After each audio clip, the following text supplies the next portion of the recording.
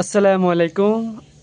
আজকে কুমিল্লা বোর্ড 2022-এর যে কোশ্চেনটা আছে অন্তরীকরণের সেটা সলভ করব।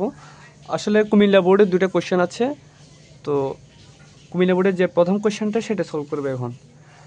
তো উদ্দীপকটা দেখো, উদ্দীপকটা হচ্ছে h of x is equal to cos x এবং p of x is equal to x square plus 1 into tan inverse x minus x. এটা হচ্ছে আমার কি উদ্দীপক। তো ক নম্বর কোশ্চেনটা হচ্ছে এক্সের সাপেক্ষে পি অফ এক্সের অন্তরাশি নির্ণয় করো। তো এখানে দেখি দেওয়া আছে P of x is equal to x square plus 1 into tan inverse x minus x. তো এখন দুই পক্ষে কী করব, ডিডি এক্স নিব, অর্থাৎ অন্তরাশি বের করতেছি। তাহলে DD x P of x is equal two DD x of যেটা আছে পুরোটা বসে দিব দেখে দেখে। হ্যাঁ, এখানে মাইনাস আছে না, তাহলে এটার জন্য আলাদা একটা ডিডিএক্স হবে, অর্থাৎ ডিডিএক্স দিয়ে পুরোটাকে গুণ করলাম, গুণ করার পরে এই লাইনটা আসলো। এরপর দেখি তো এখানে এক্স স্কোয়ার প্লাস 1 একটা টার্ম, ট্যান ইনভার্স এক্স একটা টার্ম, তাহলে এটা হচ্ছে ইউভি ফর্মুলা।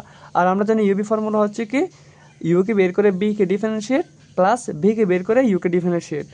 এই যেটা ডিডিএক্স অফ ইউবি হচ্ছে কি, ইউকে বের করে বিকে ডিফারেন্সিয়েট প্লাস বিকে বের করে এই যে ইউকে ডিফারেন্সিয়েট এক্সের সাপেক্ষে, ঠিক আছে। তো এখন এক্স স্কোয়ার প্লাস 1 এটাকে ইউ ধরে নিই, ট্যান ইনভার্স এক্স এটাকে ভি ধরে নিই, তাহলে ইউকে বের করলাম, এখন বিকে ডিফারেন্সিয়েট করব প্লাস ভিকে বের করলাম এবং ইউকে ডিফারেন্সিয়েট করব। এরপর এখানে কি আছে, ডিডিএক্স অফ এক্স আছে। আচ্ছা, তো এক্স স্কোয়ার প্লাস 1 যেরকম আছে সেরকম বসাই দিব। আর ট্যান ইনভার্স এক্স আমি একটি সূত্রের উপর ক্লাস নিয়েছি, ওইখানে লেখা আছে, ওটা যারা দেখো না তারা দেখে নিও। তো আমি লিঙ্কটা ডেসক্রিপশন বক্সে দিয়ে দিব প্রয়োজনে। আচ্ছা দেখো, ট্যান ইনভার্স এক্সের সূত্র হচ্ছে, সূত্র বলতে এটিকে যদি তুমি অন্তরীকরণ করো অর্থাৎ ডিফারেন্সিয়েট করো তাহলে 1/1 প্লাস এক্স স্কোয়ার পাবা। তাহলে ট্যান ইনভার্স এক্সকে ডিফারেন্সিয়েট করলে 1/1 প্লাস এক্স স্কোয়ার পাওয়া যায়, প্লাস ট্যান ইনভার্স এক্স আছে, এটা বসে দাও। এখন আসো এক্স স্কোয়ার প্লাস 1 এটিকে ডিফারেন্সিয়েট, এক্স স্কোয়ার মানে কি পাওয়ার আগে আসবে, পাওয়ার একটা কমবে, তাহলে 2x হবে। আর 1 কি হলো, কি আসে 0 আসে, সেটা না লিখলেও চলে। আর এখানে দেখো এক্সকে এক্সের সাপেক্ষে যদি ডিফারেন্সিয়েট করো তাহলে 1 পাবা। ওকে, এরপর এখানে দেখো তো এক্স স্কোয়ার প্লাস 1 মানে তো 1 প্লাস এক্স স্কোয়ার, লব এবং হর তুমি দুটো কাটাকাটি করো তাহলে 1 পাবা, প্লাস 2x এটাকে আগে আনো, ট্যান ইনভার্স এক্স লেখো -1 আবার এখানে +1 -1 কাটাকাটি যাবে, তাহলে 2x আনসার হবে কি 2x into tan inverse x. এটা হচ্ছে তোমার কি আনসার, ক নম্বরের আনসার একটু শেষ। এরপর আসি খ নম্বরে। খ নম্বর কি বলা হয়েছে, প্রমাণ করো যে limit X tends to 0 h of 0 minus 2 into h of x plus h of 2x divided by x square is equal to -1। তাহলে আমি লেফট হ্যান্ড সাইড বের করব, রাইট হ্যান্ড সাইডটা প্রমাণ করব। তো যারা আমার ক্লাস অলরেডি করো তারা জানো আমি আনসার আগে থেকে লিখে রাখি, দেন বোঝাই যাতে সময়টা নষ্ট না হয় আর কি। তো দেখো দেওয়া আছে h of x is equal to cos x, এটা উদ্দীপকে দেওয়া ছিল। তাহলে লেফট হ্যান্ড সাইড হচ্ছে কি ওই যেটা দেওয়া আছে ওইটা। তাহলে আসো limit X tends to 0, H of x মানে না, H of x is equal to cos X, তার মানে এখানে এক্স থাকলে এখানে এক্স হবে, যদি 0 বসাও তাহলে কজ 0 হবে। আবার এখানে কি 2 আছে না, 2 লেখো, এইচ অফ এক্স কত, কজ এক্স না, কজ এক্স বসাও। আবার এখানে কি এইচ অফ 2x, তার মানে যেখানে এক্স থাকবে সেখানে 2x বসাবা, যেখানে এক্স সেখানে 2x, তাহলে কজ 2x হবে। এটা আশা করি বুঝতে পেরেছো।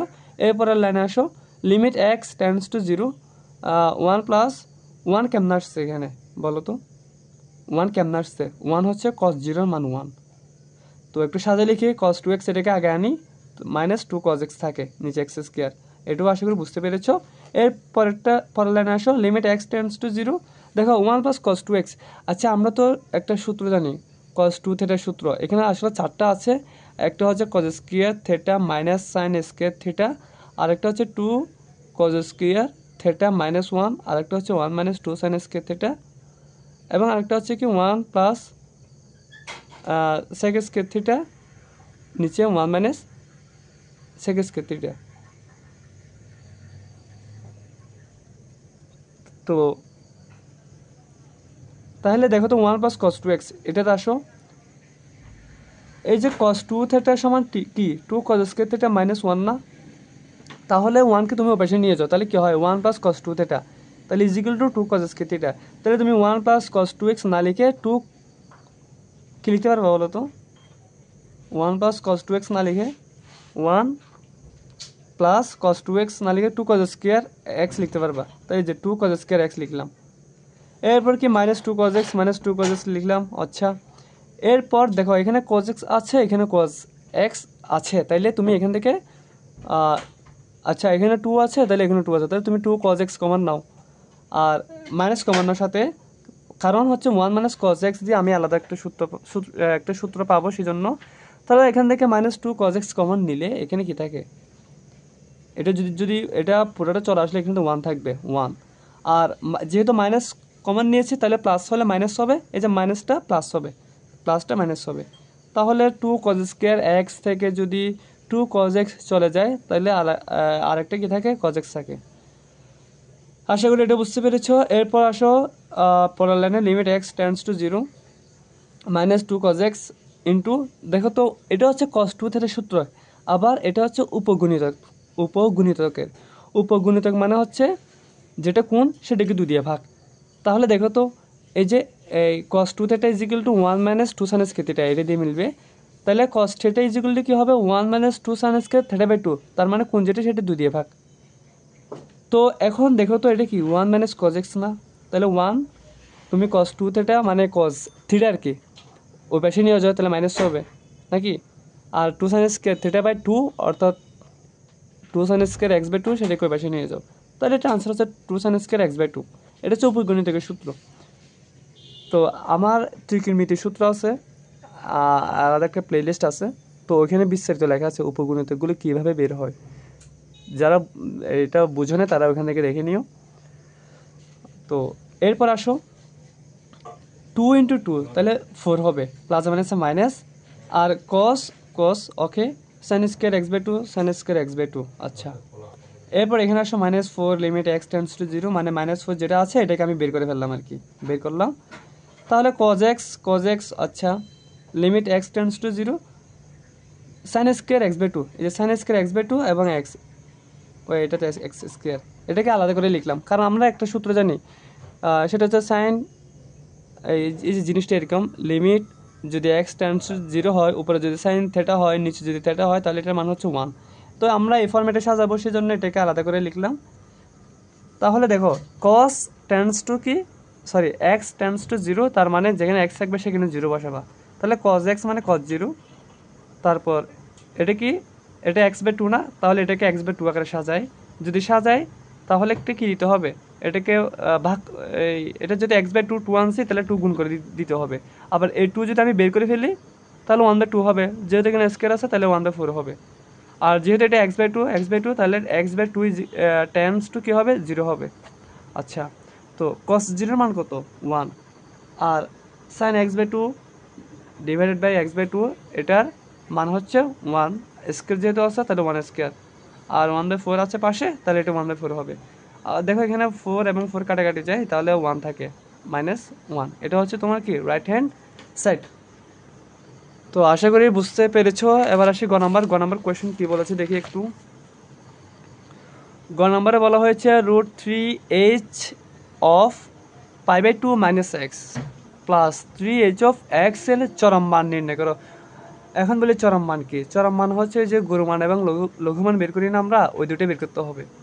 তো এটা অনেক গুরুত্বপূর্ণ একটি কোয়েশ্চেন, প্রায় প্রত্যেক বোর্ড কোয়েশ্চেনে থাকে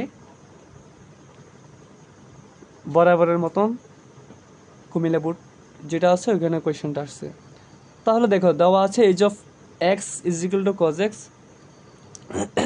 ধরি f of x is equal to, এটা তোমার দেওয়া আছে গ নাম্বার কোয়েশ্চেনে, √3h π/2 - x plus 3h of x, এটা দেওয়া আছে। আচ্ছা, তো এখানে কি লিখছে, এইচ অফ এক্স মানে হচ্ছে cos x, h of x মানে কস এক্স, তার মানে এক্স থাকলে এক্স বসাবো আর কি। আর দেখো তো এখানে কি আছে, এইচ না এটা, আর এটা কি π/2 - x, তাহলে যেখানে x থাকবে সেখানে π/2 - x বসাবো, কি বসাবো, π/2 - x। তাহলে দেখো √3 আর এইচ অফ π/2 - x মানে হচ্ছে cos π/2 - x plus H of x মানে cos x। তো এটা হচ্ছে পুরোটা ত্রিকোণমিতির উপর। ওই যে আমরা তো জানি π/2 এর সাথে যদি বীজের গুণিতক থাকে তাহলে কস থাকলে সাইন হয়, সাইন থাকলে কস হয়, ওইটাই। তাহলে কসটা কি হয়ে যাবে, সাইন হয়ে যাবে। আচ্ছা, তাহলে এটা কি হয়, √3 sin x প্লাস এটা কি 3 cos x। এখন এটাকে ডিফারেন্সিয়েট করব। তো যদি ডিফারেন্সিয়েট করি তাহলে কি পাওয়া যায় দেখি। সাইনকে যদি ডিফারেন্সিয়েট করি তাহলে cos x পাওয়া যায়, সাইন এক্সকে যদি ডিফারেন্সিয়েট করি তাহলে cos x পাওয়া যায়, আবার cos x কে যদি ডিফারেন্সিয়েট করি তাহলে মাইনাস সাইন x পাওয়া যায়। ওকে ওকে, তাহলে এটা কি √3 cos x plus minus minus 3 sin x 3 sin x। এখন এটাকে আবারও ডিফারেন্সিয়েট করব, দুইবার করতেছে, সেই জন্য এখানে কি প্রাইম কয়টা, দুইটা। কসকে যদি ডিফারেন্সিয়েট করি তাহলে সাইন মাইনাস সাইন পাওয়া যায়, তাহলে এটা হচ্ছে মাইনাস √3 sin x মাইনাস 3 সাইনকে করলে কস পাওয়া যায়। তাহলে এখানে প্রথমবার একটা কি বের করলাম, অন্তরজ বের করলাম, আর এখানে দ্বিতীয়বার অন্তরজ বের করলাম। এটা হচ্ছে মেইন ফর্মুলা। আমরা এর আগে যে বোর্ড কোয়েশ্চেন করেছি এটার উপর, সেখানে আরও ভালো মতো বোঝানো হয়েছে বিস্তারিত। তো যারা আগের ক্লাসগুলো করে আসতেছো তারা বুঝতে পারবে সহজে। তাহলে আসো চরম মানের জন্য f of x = 0, মানে প্রথমবার অন্তরজ যেটা বের করছে ওটা = 0 বসাবা। তো এখানে প্রথমবার অন্তরজ করে কি বের করছি আমরা, √3 cos x minus 3 sin x এটা বসাবো। তাহলে এটা ক্যালকুলেশন করে আমি কিসের মান বের করবো বলো তো, x এর মান বের করবো। তাহলে আমি মাইনাস 3 sin x এটাকে এক পাশে এনে ফেলি, প্লাস হয়ে যাবে। সাইন কসকে আলাদা রাখি, মান দুটোকে আলাদা রাখি এখানে। তো সাইন বাই কস মানে 10, আর √3 ডিভাইডেড বাই 3 মানে 1/√3, আর tan 30 ডিগ্রি মান হচ্ছে 1/√3। আবার এটিকে আরও একটু ভেঙে লেখা যায়, সেটা হচ্ছে 180 + 30, এটার মান কত, 1/√3। এটা আর কি, এই যে একটা চতুর্ভাগের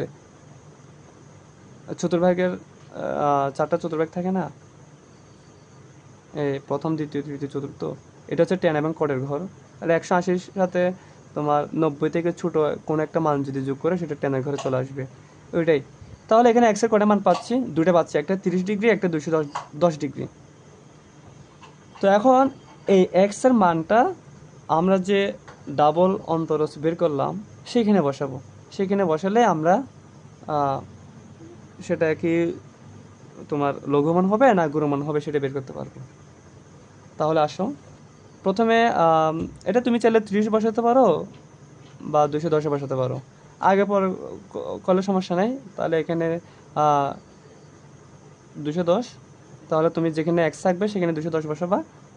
তো সাইন 210 মানে কি 180 যোগ 30, আর 120 মানে হচ্ছে 180 যোগ 30। তাহলে এটা কি 180, এটা কি 90 এর জোর গুণিতক, মানে 90 গুণ 2, তাহলে সাইন থাকলে সাইন বসে যাবে। আর সাইন এটা কি 180 + 30 না, তার মানে এই ঘর না, এটা হচ্ছে সাইন এবং কোসেকের ঘর, এটা tan এবং cot এর ঘর, আর এটা cos এবং সেকের ঘর। এখানে হচ্ছে অল, মানে অল স্টুডেন্ট টেক কেয়ার, আমার ত্রিকোণমিতি ক্লাস আছে ওখানে দেখে নিতে পারবা বিস্তারিত। তো এটার মানে হচ্ছে কি, যদি 90-এর সাথে জোড় গুণিতক থাকে তাহলে এগুলো কোনো চেঞ্জ হয় না, প্লাস মাইনাস কোনো চেঞ্জ হয় না আর কি, নাকি না, এই যে এটা চেঞ্জ হয় না, সাইন থাকলে কস হয় না, কস থাকলে সাইন হয় না। আর এটা কি 180 + 30 মানে এই ঘরে, যেহেতু এটা সাইনের ঘর না, এটা ট্যানের ঘর, সেজন্য একটা মাইনাস হবে। এইভাবে এটা দেখো cos 180 + 30 না, তাহলে এটা এই ঘরে, কিন্তু কসের ঘর হচ্ছে এটা হচ্ছে tan এবং cot এর ঘর, তাহলে এখানে cos নেগেটিভ হবে, নেগেটিভ বসালাম।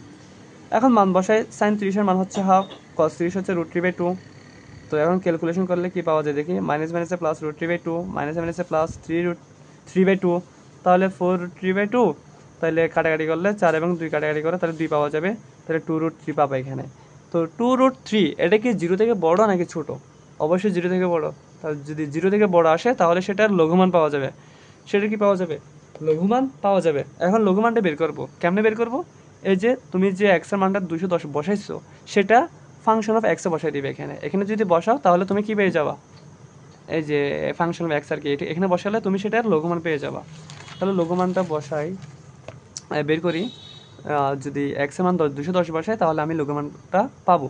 তাহলে √3 sin 210 প্লাস 3 cos 210, ওকে। তো সাইন 210 এর মান হচ্ছে হাফ এবং cos 210 এর মান হচ্ছে কি √3/2। তো ক্যালকুলেশন করলে তুমি কি পাবা, -2√3 পাবা। এটা হচ্ছে এই ফাংশনের লঘুমান। এখন আসি গুণমানটা।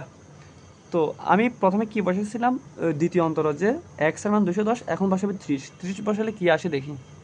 এই যে ক্যালকুলেশন করি, sin 30 হচ্ছে হাফ, cos 30 হচ্ছে তোমার √3/2, ক্যালকুলেশন করলে -2√3 পাওয়া যায়, যেটা 0 থেকে ছোট। আর আমরা জানি 0 থেকে ছোট আসলে গুণমান পাওয়া যায়, আর যদি 0 থেকে বড় আসে তাহলে লঘুমান, যেটা আমরা ইতিমধ্যে বের করে ফেলেছি। তাহলে x = 30 এর জন্য ফাংশন অফ x এর গুণমান বিদ্যমান। এখন সেটা বের করবে কিভাবে? ওই যে ফাংশনটা দেওয়া ছিল আমাদের, ওইখানে বসাবো x এর মান 30, তাহলে আমরা গুণমানটা পেয়ে যাব। তাহলে ফাংশন অফ x এর গুণমান f(30) sin 30 cos 30, sin 30 মান হচ্ছে হাফ, cos 30 হচ্ছে √3/2, ক্যালকুলেশন করি, ক্যালকুলেশন করার পর ফাইনালি কি পাবো, 2√3 পাবো।